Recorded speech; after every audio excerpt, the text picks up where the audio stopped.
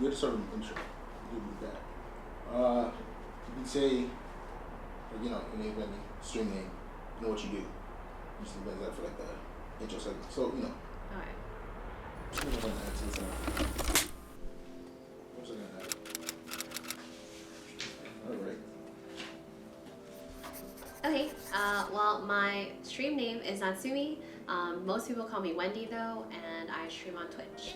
If a hand could reach out right now and save my life somehow, I'll face the sun again as soon as this dreary night ends. Music has always been like prevalent throughout my life, but it was not until like in the past year that I was like, all right, I'm gonna strap down and try to make an original myself. And my parents put me through music conservatories, and through that, like, I did a lot of competitions and contests and stuff like that. And eventually I went to audition for a piano performance in university, and then I got accepted into that. And I think around the same time, late high school years into like university years, that's when I discovered more of YouTube and more of like League. I mean, they've always really been huge supporters of like me in music. You know, half of it was obviously like my choice and my passion, and then half of it is just like me feeling dutiful to my parents who have supported me like for 20 years of my life. You know, it's like I should do this. I mean, I was actually going to pursue my master's as well in piano collaborative, but I decided not to because that was literally when I said like I'd rather make YouTube songs. Like, it's a strange thing. Like, I told my parents, my mom was like, are you sure, like, you don't want to go back to school? Like, are you really sure? I think if anything, it's not that they weren't supportive, it was more like they were concerned and confused. It's a weird job to have. And when I first started, I definitely didn't make much. Like, it was a very, very, very humble living. Like there was not much left after I got paid by YouTube. But even then, it's like I would move out and move back in, live with my parents for a few years, and they were always still like supportive.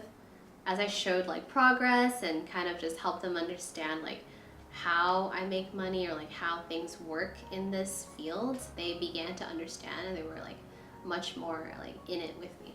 I remember I tried to enter a League of Legends parody / originals contest. Luckily, I ended up being one of the winners, so that's kind of like how I got traction on YouTube. After that point, like, I started posting a bit more music. Like, I did singing covers, more League parodies. I did that for a little while, and I thought it was just really cool that like people even liked the stuff that I did. I thought it was just more for like, I don't know, entertainment, right? It was for fun. It was like a hobby. Like, I was still in university, and then eventually went into streaming afterwards.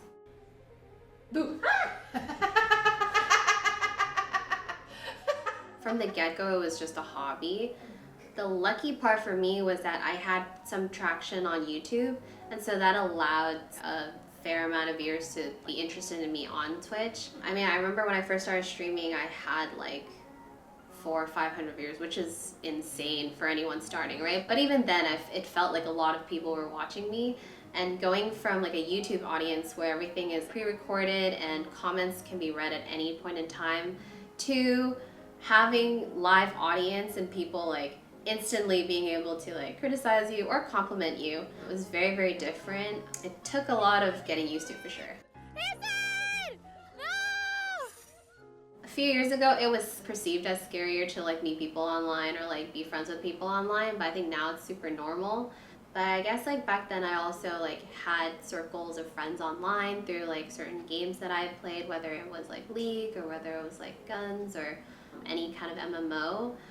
And I think you drift apart from, you know, people you were closer to when you were younger too, and then now honestly it's just I'm close to my friends who are also like my peers, my coworkers. It's been an adventure for sure.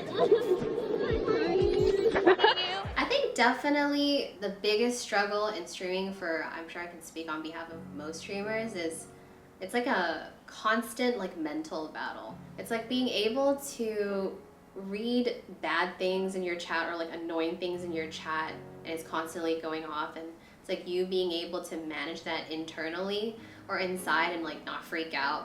I mean, sometimes like obviously you can speak out, and then sometimes you can like joke about it, prank about it, point fingers. But at the end of the day, there are definitely days where you're just on a short fuse, and you're like, this literally like the smallest thing can just be like, well, I hate everyone. A lot of people deal with the guilt that comes with not streaming because of how mentally taxing everything is. Sometimes I think like people find it really hard to go live, and then also find it hard to not go live. So it's like this constant struggle. It's like you're balancing that while trying to like maintain friendships, go outside, and like I should work out, eat healthy, do something with like taking care of myself, right? Being under the judgment of so many eyes, it's not normal.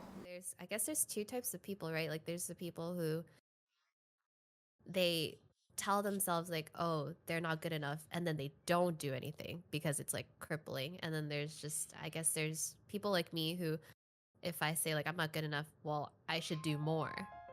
I actually never used to have much social media. My first time making my Instagram was probably like in university at some point, and I just didn't know what Instagram was. I think one of my first photos is like a picture of a bowl of fruit or something weird.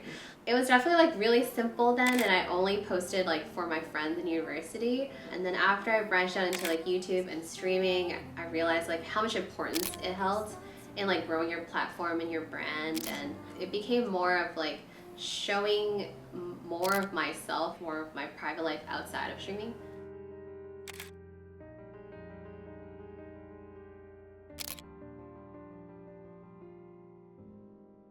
A lot of people have asked me in the past what my advice is on streaming or pursuing streaming as a career. I would say you need a lot of luck.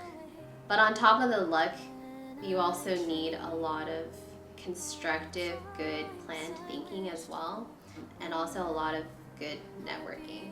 All of that combined is what makes someone like a successful streamer. And the luck part, as I said, is really hard to come by, because I definitely streamed for many years until I like kind of popped off.